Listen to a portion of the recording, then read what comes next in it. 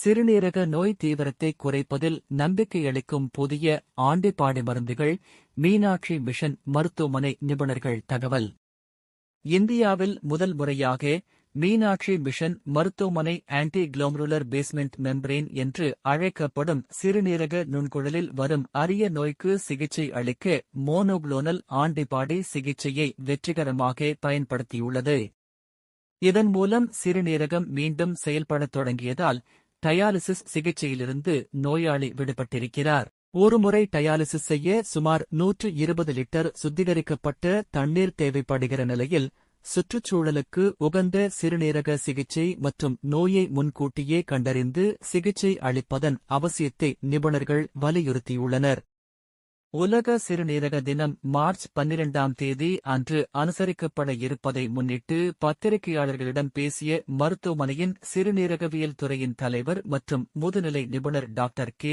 சம்பத்குமார், சிறுநீரக அறுவை சிகிச்சை பிரிவின் தலைவர் மற்றும் முதுநிலை நிபுணர் டாக்டர் ஆர். ரவிச்சந்திரன் மற்றும் மருத்துவ நிர்வாகி டாக்டர் பி. கண்ணன் ஆகியோர் இதுகுறித்து விளக்கம் அளித்தனர்.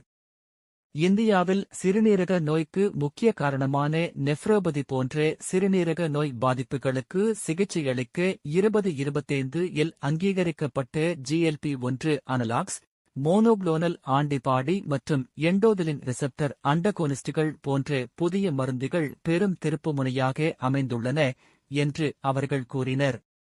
இம்மருந்துகள் சிறுநீரக நோய் தீவிரமடைவதை தாமதப்படுத்துவது மட்டுமின்றி நோயை முழுமையாக குணப்படுத்தும் நிலையை நோக்கி சிறுநீரக சிகிச்சை முன்னேற்றம் அடைந்து வருவதை குறிக்கின்றன.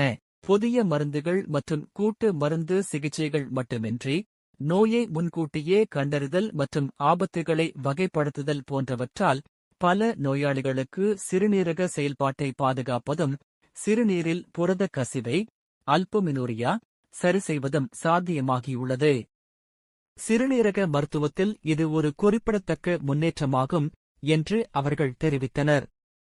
நீரிழிவு நோய் உள்ளவர்களில் பாதிப்பேருக்கு நாளடைவில் சிறுநீரக பாதிப்பு ஏற்படலாம் என்பதால் இரத்தச் சர்க்கரை அளவை கட்டுப்பாட்டில் வைக்க வேண்டும்.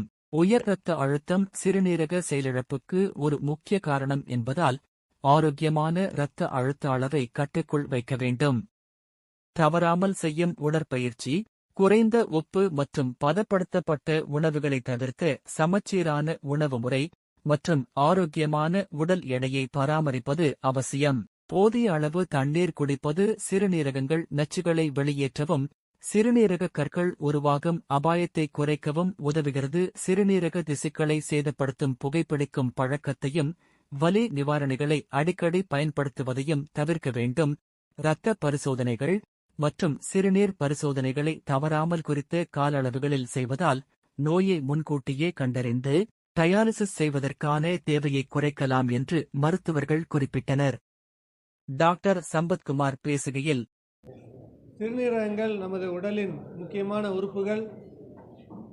அவற்றை பாதுகாக்கக்கூடிய வழிமுறைகள் என்ன என்பதை இன்று விளக்கியிருக்கிறோம். அதிகமான அளவு உப்பை சாப்பிடாமல் இருப்பது, அதிகமான அளவு சர்க்கரை அல்லது இனிப்புகளை சாப்பிடாமல் இருக்குது, உடல் பருமனை குறைப்பது, உடல் பயிற்சி செய்வது முதலிய பல வழக்கங்களால் இந்த சிறுநீரகங்களை நாம் பாதுகாத்து கொள்ளலாம். வலி நிவாரண மருந்துகளை மருத்துவரின் ஆலோசனை இல்லாமல் சாப்பிடுவது கூடாது. சர்க்கரை நோய், இரத்த கொதிப்பு இரண்டையும் நன்கு கட்டுப்பாட்டுக்குள் கொண்டு வர வேண்டும். ஆரம்ப நிலையில் உள்ள சிறுநீரக வியாதிகளை சிறுநீரகங்கள் நன்றாக இருக்கின்றன என்று பரிசோதனை செய்ய வேண்டும். யூரின் ஆல்புமின் அளவு அதிகமாக இருக்கிறதா என்று பார்க்க வேண்டும். இரத்தத்தில் யூரியா அளவு, கிரியாட்டினின் அளவு அதிகமாக இருக்கிறதா என்று பார்க்க வேண்டும். வருடத்திற்கு ஒரு முறையாவது இந்த டெஸ்டுகளை செய்து சிறுநீரகங்கள் நன்கு வேலை செய்கின்றன என்று அறிந்து கொள்ள வேண்டும். மீனாட்சி மிஷன் ஆஸ்பத்திரியில் சமீபத்தில் ஆன்டி கிளாமருலார் பேஸ்மெண்ட் மெம்பரேன் டிசீஸ் என்ற ஒரு கொடிய நோய்க்கு ஆச்சரியப்படத்தக்க வகையில் முன்னேற்றம் அளித்திருக்கிறோம். மோனோக்ளோனல் ஆன்டிபாடி என்று சொல்லக்கூடிய எக்குலிசிமேப் என்ற மருந்து மூலமாக அந்த நோயாளிக்கு சிறுநீரக டயாலிசிஸ் மருத்துவ முறையிலிருந்து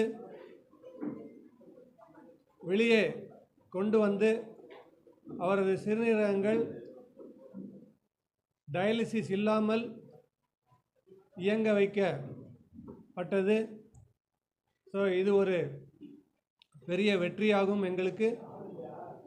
அதே மாதிரி C3 கிளாமருலோபதி என்ற மற்ற ஒரு கொடிய நோய்க்கும் இந்த எக்குலிசிமேப் இன்ஜெக்ஷனை யூஸ் செய்து அந்த நோயாளியையும் டயாலிசிஸ் முறையிலிருந்து குணப்படுத்தி இருக்கிறோம் என்று உங்களுக்கு மகிழ்ச்சியுடன் தெரிவித்துக் கொள்கிறோம்.